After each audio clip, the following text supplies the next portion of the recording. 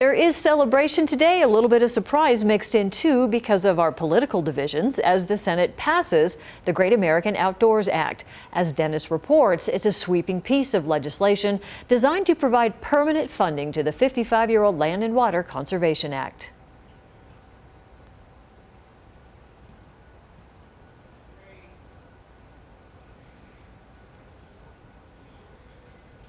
Montana's senators have been expressing confidence the Great American Outdoors Act would finally succeed where other efforts had failed, permanently allocating dollars for the LWCF, the primary tool for conservation and public lands access. And when the votes were counted early Wednesday, the idea passed with a huge majority across party lines. LWCF, as we think about it for Montana and for the nation, is good for public access, it's good for jobs, it's good for wildlife habitat, it's good for land management. And the best part about it, it costs the taxpayer nothing. When you think about Montana and our fishing accesses, 70% of the fishing access sites across Montana have been funded by LWCF. This victory wasn't easy, and it certainly didn't happen overnight.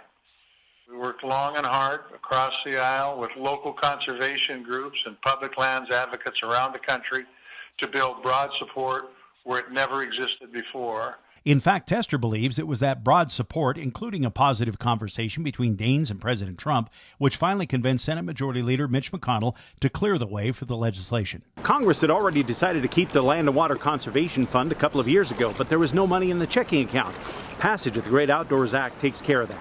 While reaction is positive from many groups, a few critics have expressed concerns the act just means more federal land ownership in Montana.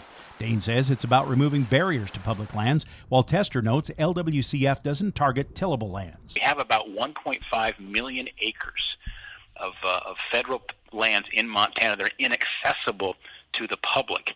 And so this is a very important conservation tool that allows us to get access to federal lands that otherwise aren't accessible.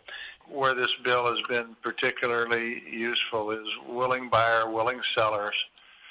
In a situation where you have a checkerboard pattern within our national forest, which is very, very, very common, and being able to block those acreages. By the way, using private sector, primarily nonprofits, to do that. In Missoula, Dennis Bragg, MTN News. The Great American Outdoors Act also includes $12 billion to help the national parks and other agencies repair aging infrastructure, and now goes to the U.S. House for approval.